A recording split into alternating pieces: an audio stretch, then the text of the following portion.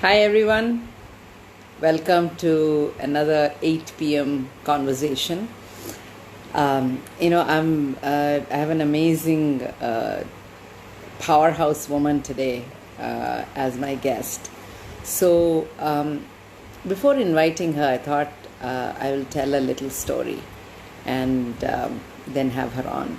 So the story of somebody who's walking on a street, and I'm sure it's monsoon in Mumbai probably, and there is a big manhole, and they fall in it, and they're way down, they can't see what's going on, yelling and screaming for help, and one person peeps in and says, "What happened?" He says, "I fell down here, I need help getting out." And the person says, "Look, I'm a doctor, I can't help you, but here is a prescription I'll throw you. When you come out, you can take this medicine so that your injuries can be healed." Now another person is walking by, and they hear the yelling, and they come there and they say, "What happened?" This person says, "I can't see, I got to get out." So they say, "Oh, I'm so sorry, I can't help you, but I'm a priest. Here is a prayer." And they throw a piece of paper down and go. And a third person comes along, and they look down, and it's somebody the person who's down below knows. And then he says, "I need help getting out." So the other person jumps in, the friend jumps in, and the person down there says, "Are you an idiot? Why are you jumping? Because I can't get out, and now you're also down here with me. So both of us are stuck here, and we have to keep yelling for help." And this friend who came down says, "I came down, I jumped down here because I wanted to be with you when you're in time of trouble. And also, I am someone who can take you up. I know the route to get back, so I can take you back up." And my guest today, Sangita Kathiwada, is that kind of a friend. When you're going through something, she's somebody who jumps in because she knows how to get you out of it. And not just any way, in the most elegant, beautiful, conscientious, well thought out, healthy way. We've shared many 3 a.m. calls and 10 p.m. calls and, sort of panic calls, pleasure calls, wonderful conversations. And she's a dear friend. I've learned a lot about business from her and what really matters in the area of conscious capitalism. And she's truly a personification of well thought out plans and execution. If there's one word that describes her, I think it's elegant. So with that, I'd like to bring on board Sangita Kathiwada. So just give me a second. I'm going to add her up. And I also want to show you, while I add her, something she gave me. This is a beautiful kantha shawl, and this is a dupatta I use. And for most of my important meetings, when I'm in a travel, when I'm traveling, Sangita does is, she is a fantastic bridge between the artisan and the consumption, wealthy consumption. And she's somebody who says that come into mainstream fashion. All sustainable fashion shows, all these things are popular now. But this is something that Sangita has been doing for the last 25, more than 25 years, all her life pretty much. And she has an amazing store called Melange in Mumbai, near Kemp's Corner. And she sells the most exquisite work done by artisans in her shop. And she's somebody who believes that the best work should be featured the best possible way, and it should command the best price. She's not someone who will shortchange. Somebody asked, where is the store? It's at Kemp's Corner in if you look up Melange, Kemp's Corner, it's there, and it's a beautiful wine cellar actually of a house that she transformed into a wonderful store. And she does the most amazing dinner parties and gatherings, etc. there. So we're having just give me a minute. We're having a little bit of trouble connecting to Sangita. So we'll try to call her and see how to get her on board. So let me share with you what are some of the things that I'm going to be talking to her about, or what I have learned from her. I never really connected fashion to artisans in a very, very positive way. I always thought that high fashion really sort of shortchanged the artist. I always felt that it's the designer or the label or the brand that makes all the money, but it doesn't benefit the artisan. But Sangita really, really changed it for me. And her store, when she started this 25 years ago, people told her that the shop will not sustain, and that it would be out in no time. And when she celebrated her 25th anniversary last year, I was with some of the people who told her that the shop wouldn't survive, and they came to her and said that we really were wrong about you. So what is it that makes this possible? Because I think one thing is that everything you want to accomplish that's something different is a long haul. It does not happen immediately. There's Sangita. Hi, Sangita. Hi, how are you? How are you, Lakshmi? I'm doing great. I was just showing them the gift you gave me, this beautiful Kantha work piece. Thank and I was you. saying that Thank this you. is like my favorite piece to take everywhere.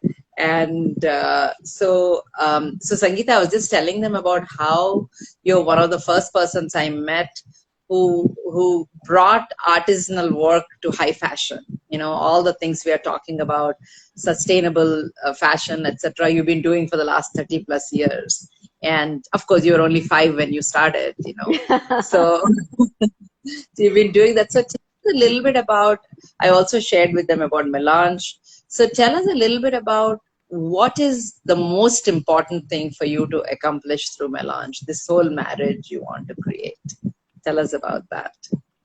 So Lakshmi, first of all, thank you for this wonderful, glorious introduction. And I say hello to all the ink friends who have joined us during these times and taken the time out to be with us here. And I mean, considering you brought in something which is craft and is very close to my heart. And today, since we are talking more and more about sustainability, I think from Melange for last 27 years, the journey has been to work at the grassroots levels with rural artisans and try and bring to the forefront a glamorized version of craft, because it becomes easier from a city platform for people to consume something when you give it a fashion tag. So that's been the journey. At the same time, of course, we have always remained very, very conscious of how we use with the awareness, what kind of packaging it goes into, because it's the cycle that has to go all the way back. It's the what kind of carbon footprint we are creating.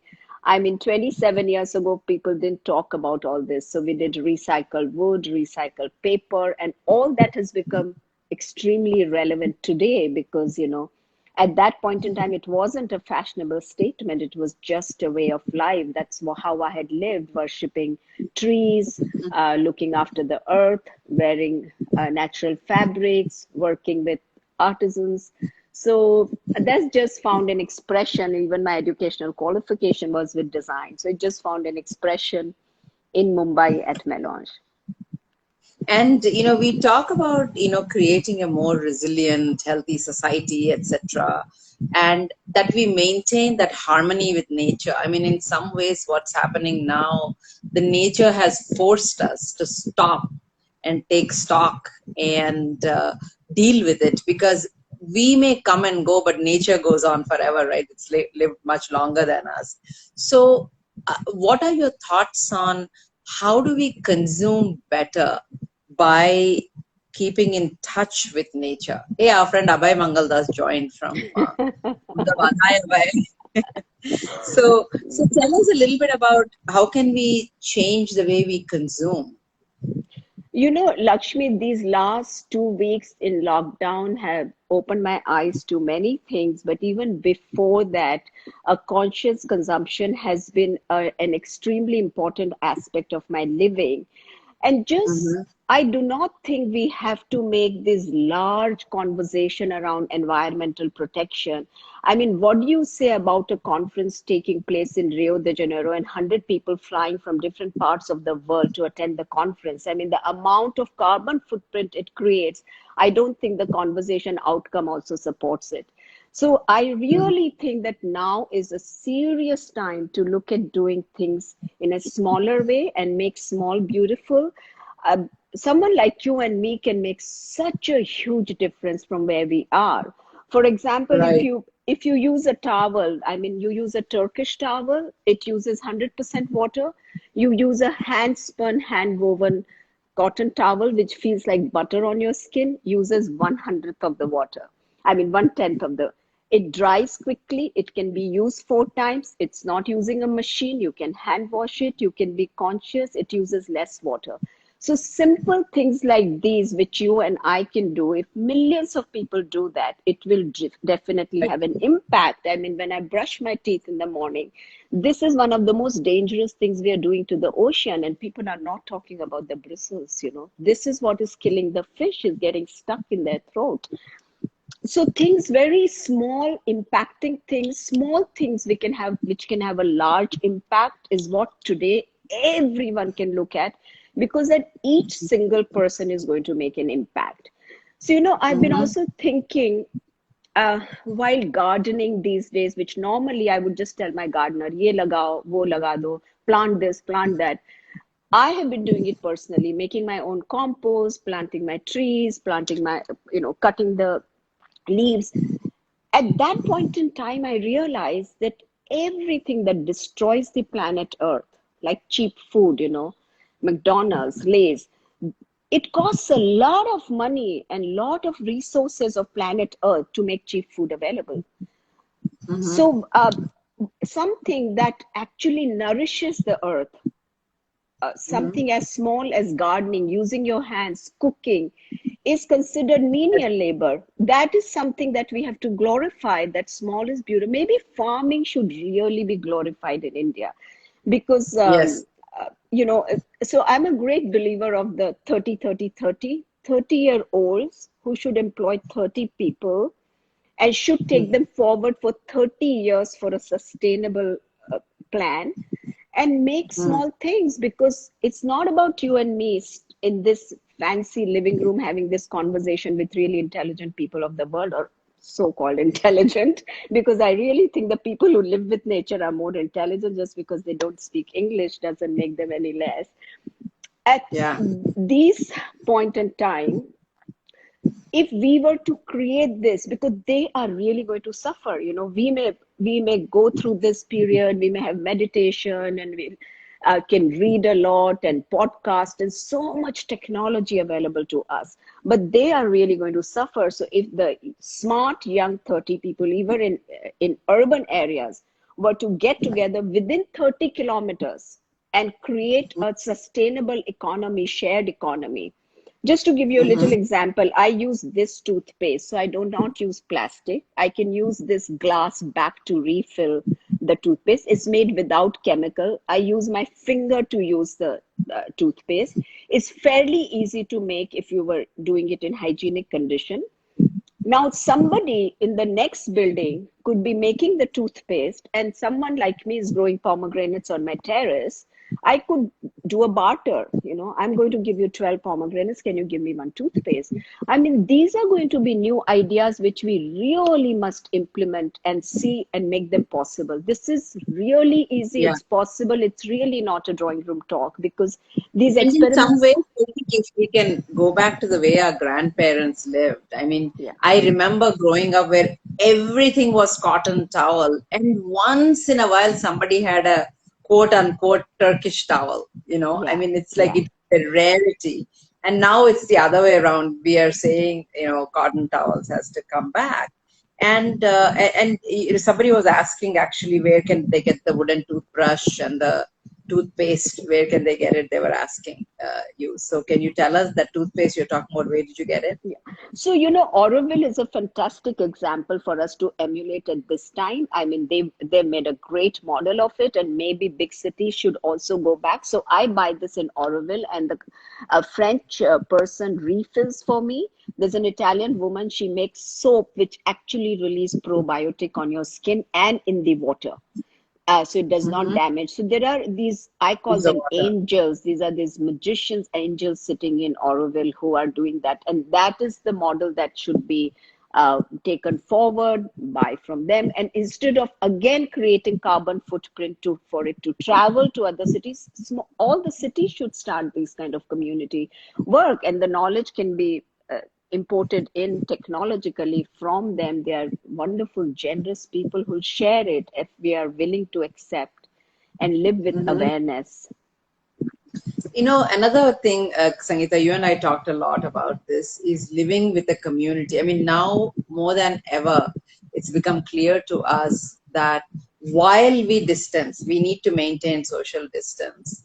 We want to be connected to each other a lot more, because this whole pandemic, we are fighting as a universe, not just as a country or a city, right? So we all have to share research, we have to come together, we have to help each other out and all that stuff.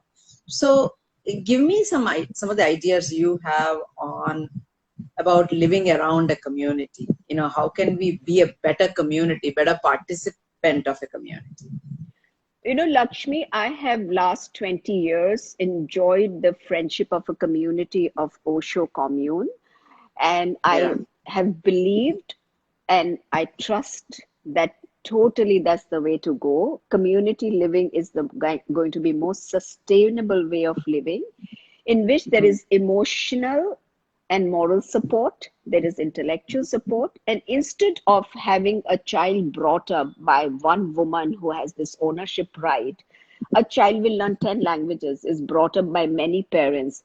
So community living is really, and also sharing of talent, because in a commune you share talent. If you are a ceramist and I am a painter, you could make the, teapots for everyone. We could get bricklayers to work with the community to do, in these times, to do teapots which can be discarded and reused. Yeah. We could get people who can make the small industry, really small industry, cottage industry. So all those Mhm. people get involved in the community, because each one with a talent would support the other. Again, a little bit of barter. Somebody will grow the food, somebody will cook the food. And Mhm. it also brings in a lot of emotional security. People always feel that it's a great way of living for the elderly and the very young. So when you are Yes. hale and hearty and young, you can be working with your hands. I mean, we must really work with our hands, Whereas the really young can benefit from all the people around, and the really elderly should never have to feel isolated or lonely. I mean, what? Millions of people in the world, and we have created loneliness, you know. Yeah. Yeah. So, by the way, Alicia Day is from Detroit. She says hello, joined us from Detroit. Hi, And Alicia. Hello. so I have, and we have our whole, Sandhya Goli, Nandini, like our whole gang is here, who you know. So the other thing, Sangeeta, is that you're someone I've seen who works a lot with community workers, day wagers, craftsmen. I mean, you also are from the royal family of Kathiwada, and you take care of the villagers around the estate. So when you go there, it's a very different thing than the way you live in Bombay. I mean, you're there, you're responsible for a whole community. So how do you think with this pandemic right now, I mean, you and I can survive months or maybe years. We may have to downsize the size of the house, but we don't need to worry about having a shade over our heads. But the craftsmen, the daily workers, the village people that are around Kathiwada, in what way can we find new ways of sustainable economy to sustain them, to take care of much larger part of the society? Thank you, Lakshmi, for asking this question. It has consumed me for last 10 days more than ever before, because sometimes that kind of work becomes a bit superficial, because it's also glorification. At which point is your ego getting satisfied? You don't know. At which point is an opportunity that gets served?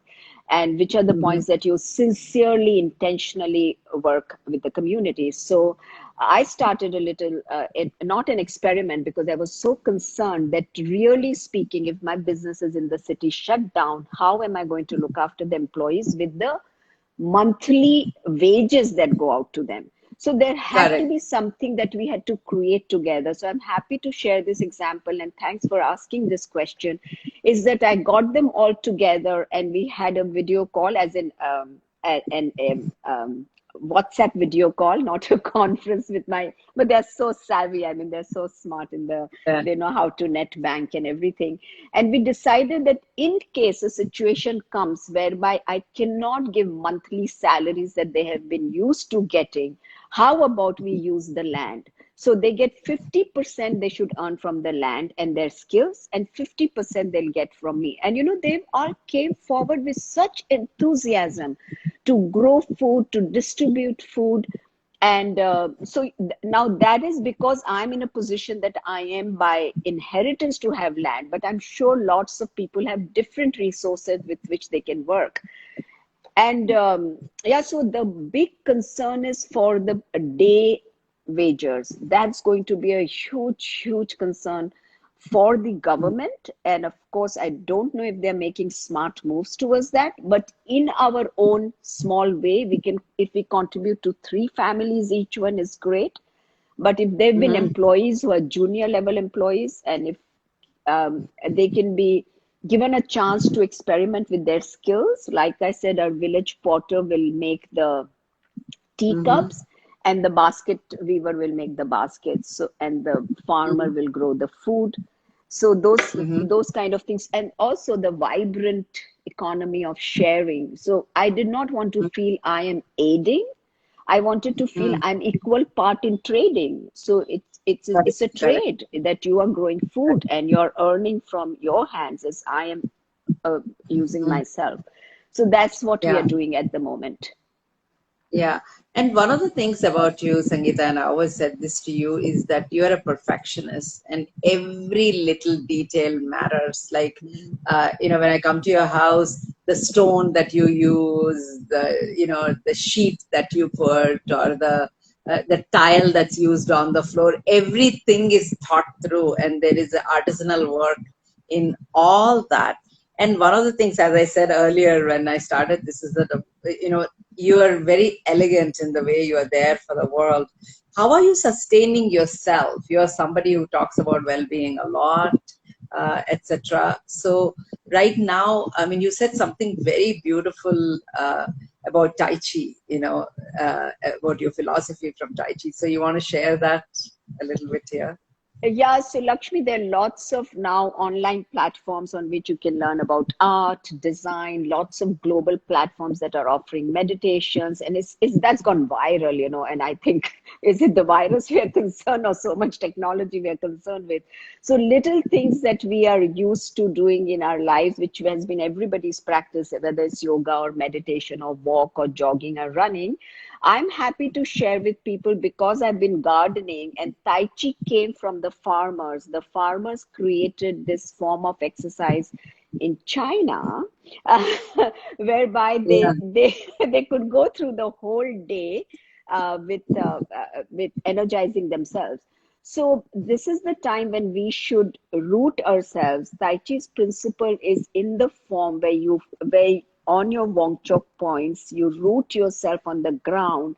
So your lower body is completely rooted, but from torso upwards, you're like a branch, like a tree, branches of a tree. So you're flexible and adaptive, but you're terribly rooted.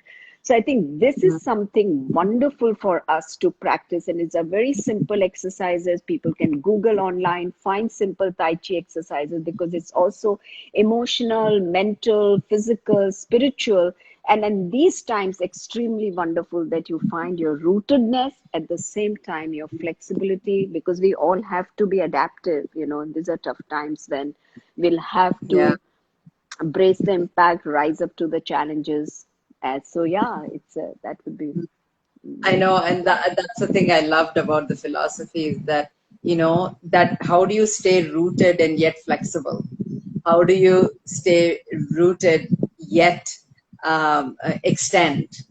So it's sort of, it's all about extending the body, flexing the body, etc., while you're very, very rooted to the ground. And, Absolutely. and a lot of times I think about how will I get out of this situation? And to get out of the situation, you can't think of what happened in the past. You almost have to think new into the future. You can't Yeah. just extend, when you have to think completely differently from grounds up as to how to change this. So I love that philosophy. Anything else? I mean, you meditate very regularly. I know that. I've seen that when I stayed with you. You're very, you get up in the morning, you meditate, you do your yoga very regularly. Now Tai Chi. Is there anything is there anything else that you're doing now that you have more time? I mean, at time you don't go anywhere. I think I've just been more and more conscious of how I'm using my time, just remaining more aware and consuming less food, consuming less resources, and even consumption through eyes, through ears, through touch. I think all that also creates well-being, and then that well-being goes into the environment. So I think we should not look at consumption just as physical, but many other ways of what we are consuming, with awareness, with sensitivity, and therefore creating well-being and also sustainability in relationships. I think it really Yeah. opened up my heart to many relationships all over the world, whereby I could reach out in a different way, so more sensitive. And I think that is also going to take us forward, because people will get isolated, people are going to suffer from depression. So if we can also create good relationships during this time, and that's also sustainability, towards a step towards sustainability, sustaining human beings.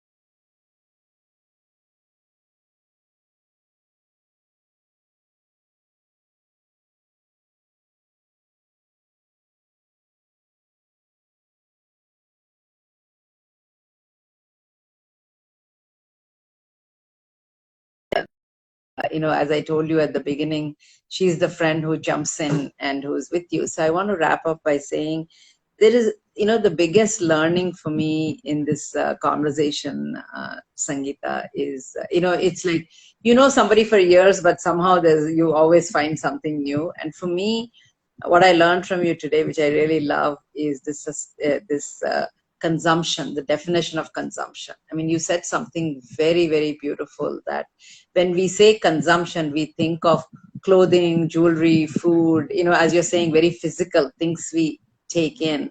But the consumption of thought, consumption, what we listen to, who we choose to listen to, what we choose to listen to, what we choose to see, what we choose to say, all that is consumption. And I think that's a beautiful definition you have given us. And when we think of conscious capitalism or conscious consumption or whatever, it's not just about the economy and the product.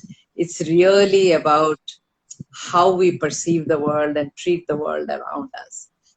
So I think that's just really a wonderful difference you brought to the definition, and I really want to acknowledge that and say every time I talk to you, it's a new lesson for me. So thank you so much. Thank you. And Thank you, Lakshmi. yeah, and all of you, if you go to Mumbai, make sure you visit Melange.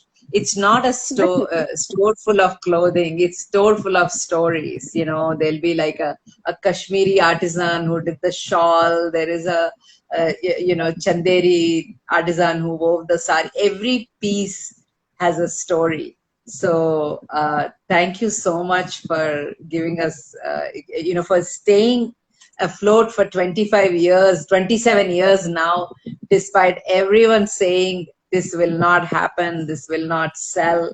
Many people have said, oh, you're another wealthy woman with a, hobby in artisans. You proved everybody wrong and say that you are in this for the long haul. So thank you so much. And I Thank look forward you. to many conversations. Thank you, everyone, and thank you for your warm friendship, Lakshmi. It means a lot. It really means a lot to me. Always. Thank you. WhatsApp is our best friend. I get, Yeah. Sangita doesn't work in words. She works in voice. So I get lots of WhatsApp voice messages from her. Consumption. Great. Thank you so much, Sangita. And thank you, everybody, for joining us. Thank Bye-bye. you, everyone. Thank you. Bye-bye. And Bye-bye. by the way, follow Sangita Kathiwada, follow Lakshmi Praturi, follow INKtalks, and come back tomorrow at 7 p.m. and 8 p.m. For more on Insta Live. Thank you so much, Sangita. Thank Bye-bye. you. Thank you. Bye, Lakshmi. Talk to you again.